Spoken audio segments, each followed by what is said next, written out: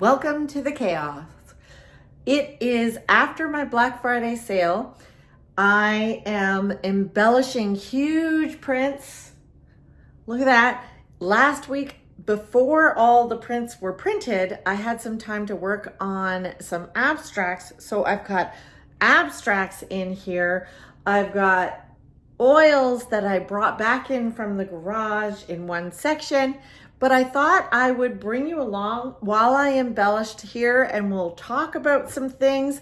But first, let me flip the camera and show you the reality of the studio. I had cleaned up before I went to Mexico. And I went to Mexico a couple of weeks ago. So I'm gonna insert some footage here because I never used that video of me cleaning up and how I actually left this place. So I'm gonna insert that here. And then on the other end of that, come on back, stay with me and see what I've done to myself in this studio. But you know what? I'm kind of invigorated. I'm kind of challenged with some of the wins. The print sale was fantastic, so that was a win, so I'm thrilled. Okay, insert video about cleanup here. I'll see you on the other side. It is a hot mess in here.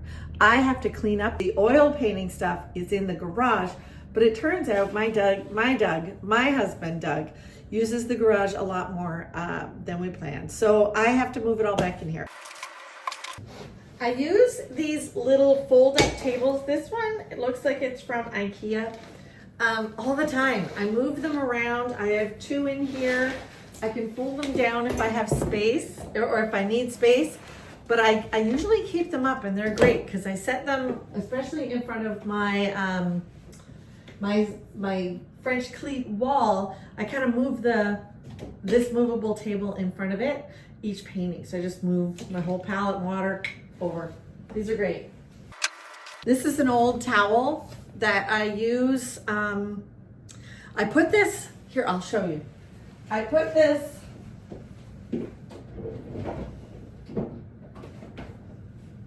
I put it in front of my drawer. That's my garbage drawer underneath my sink. So I put it there because I often, when I'm working and dishing out paint and things like that, I'll use the towel to wipe off paint. Plus it protects the front. Just a little tip. This is a sketch that I just got approved. My customer approved it. I'll be working on this when I get back from holiday. So I want to put this somewhere safe that when I get back, I see it right away. And I'm like, I don't forget. Because if I put it away, if I close it up and put this away, I will absolutely forget.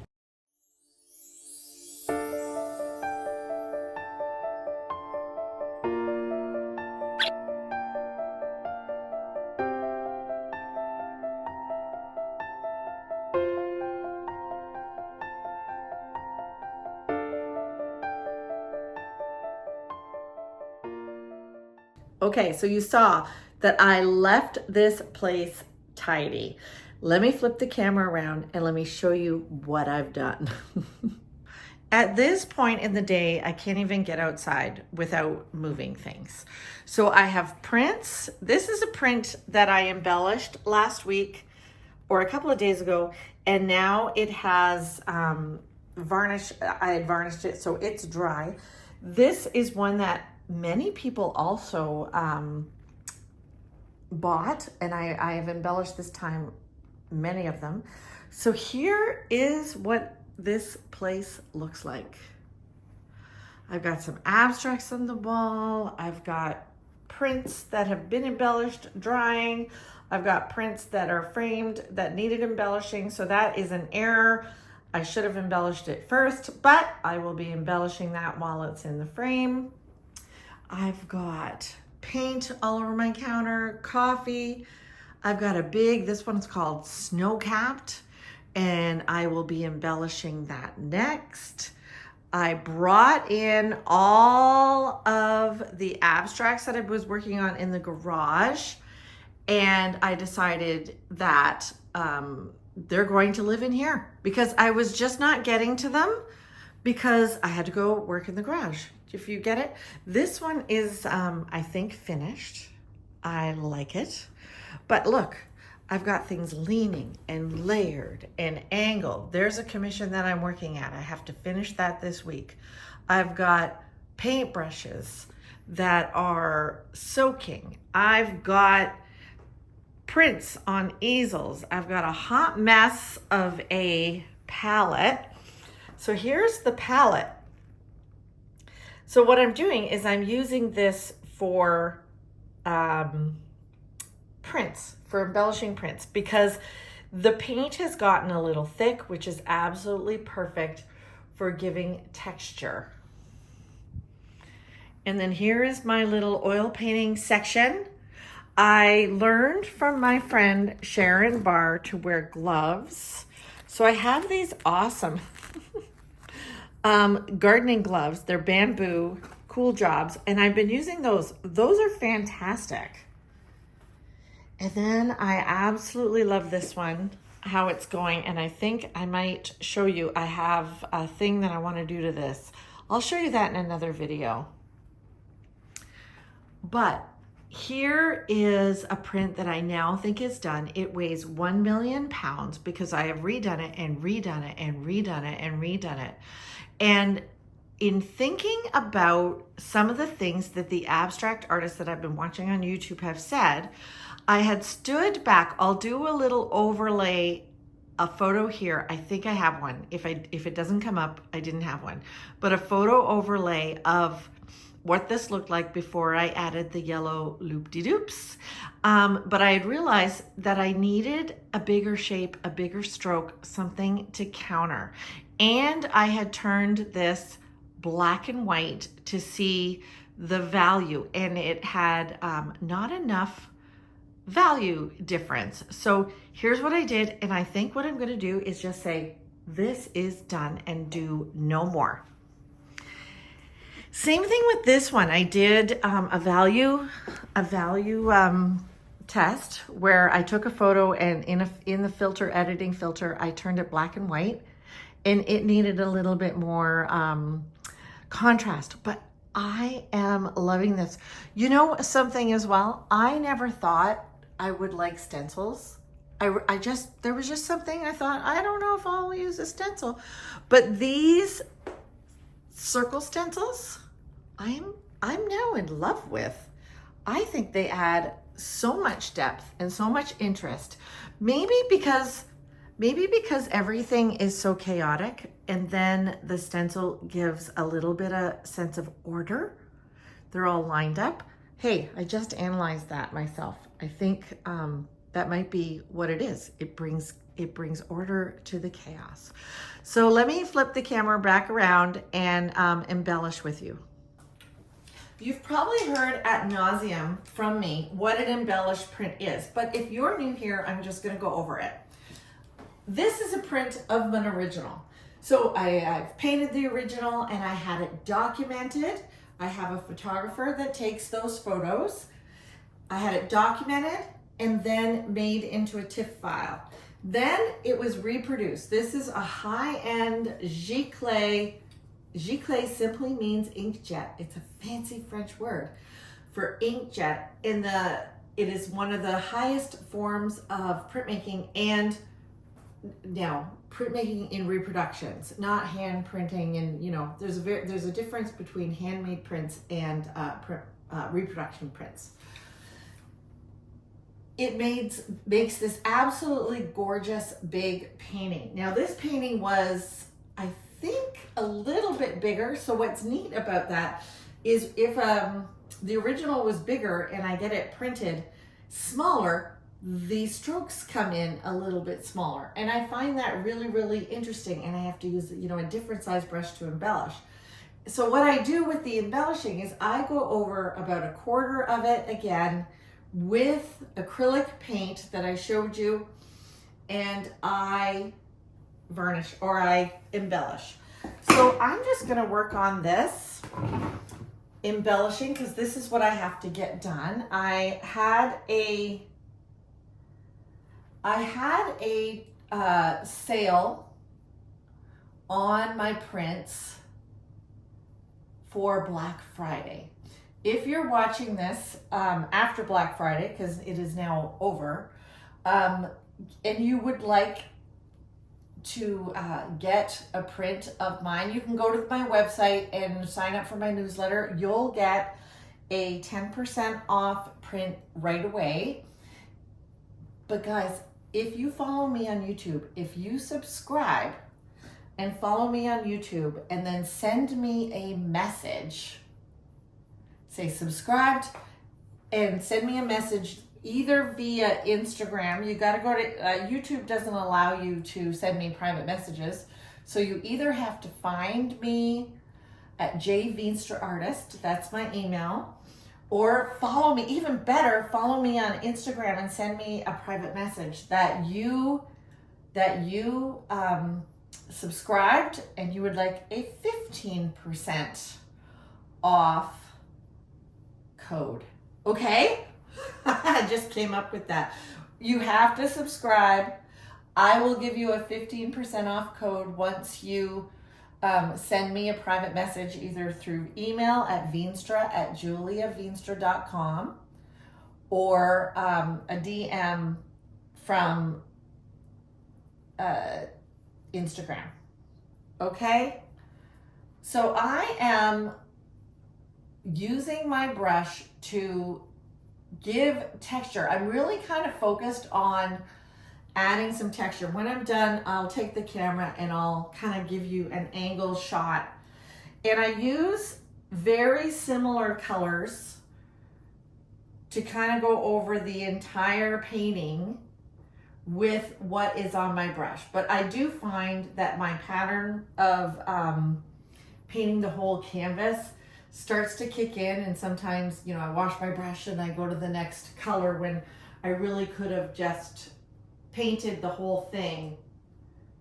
You can't take the artist out of the embellishing. And a really neat thing about this is this creates a unique piece.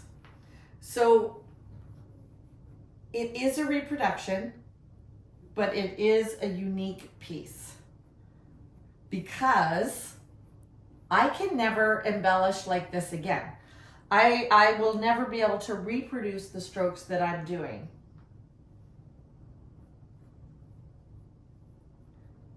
And my kids are all outside. They might interrupt me. I can see them. My daughter Abigail, who you've seen kind of show up in some of my videos, and we promise we're going to do a live video soon. We should never promise that we're going to do it on a certain day because you know how it is. Life happens. Abigail was in Sound of Music. If you've watched my Christmas Sound of Music video that I just put out, you'll see her sing like an angel. She was Mother Abbess, and she actually just moved. We have a house on our property that we had rented out for years to tenants who were absolutely great, but those tenants had developed a business and they needed more property, so they just moved out. But it was just in time for Abigail and Justin to come and see the house and decide that they wanted to move in. And it's great because they agreed for a decent rent, for a rent that reflects the fact that she's my kid. But they agreed, you know, to do the lawn mowing, the garbage, things like that. And we'll see how that all works out. The house is far enough away from ours. It's not a duplex per se. It's far enough away from ours that we never actually need to see when they come home. We'll see if we leave the house, if they're home or not, but we won't hear them arrive home. We won't see them arrive home. We don't need to be in their business, and it's pretty great. So there's my personal story for the day, but they're outside. They have a dog, which is going to be a new experience for me. I like their dog. I do like their dog. But I do have a really pretty garden, and she better not dig it up. So if you're a dog owner and you have any tips, but I know you're laughing at me because I'm sure I'm gonna get a few holes. But she is not really allowed. We have a gate that separates my garden from their house, so it really shouldn't be a problem. It's kind of like, the house is kind of like they moved in next door. They can have, you know, an autonomous life in that house. But we're really kind of excited because the tenants came with the house when we bought the house, and we fixed a few things, but we knew that when they moved out, we would have more to fix. And my husband is a contractor, but he's retired now, but he's actually enjoying the new projects that have happened. So I just mixed up some new color, some darker blues with some greens, because I do, with my embellishing, follow my rules, like follow the way I paint. I pick up more than one color and I blend on the canvas. So that's what happens as well when I'm embellishing. So they're getting this customer who bought this piece, this collector, is getting a wonderful piece for them, embellished for them. Nobody else will ever have the same embellishment, and it creates just a really great, unique piece. Plus, I really enjoy going back to the video or going back to the image and visiting it again. You know, it kind of reminds me of, you know, when I painted it. Sometimes it'll give me, you know, a real flashback to the time that I'm doing it. So I find what happens is, if I paint the darker areas, I tend to give some of the darker areas a lot more oomph as far as texture, because it seems to show up. But and I save the lights, embellishing the lights, for the very end, because it's kind of like the icing on the cake. I get a whole bunch done. I tend to look at it kind of sideways through like this to make sure that I'm getting an even amount in each area. And I save the lights for the end because it's a real pow. And again, it uses up, it's a really wise way to use up all your leftover. And here, you know, I said I do, you know, say all the greens. I'm not. I'm going back and forth. I'm kind of focusing in on an area. So if you embellish something, there are no rules. Embellish the way you want. But it is a great way to have residual income. That's my biggest tip about this, is that yes, I'm spending time on this, but the original of this took hours and hours and hours and days. The embellishing of this will not take that long, and I will make a decent amount of money on my embellished prints because they're classified as hand painted. And it's really a great residual income because it doesn't take me as much time. The decisions are all kind of made for me. I'm just kind of repeating what I had done before. And I'm using up paint. Like, it's just a really great system to put in place.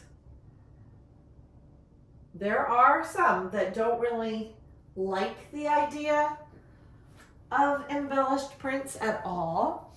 I've had, and if you follow me for a while, I don't have that many news stories, so I'm gonna have to tell you over and over some of the stories. So I've had a couple of clients who, you know, said that they would not buy my work if I was going to do a print of it.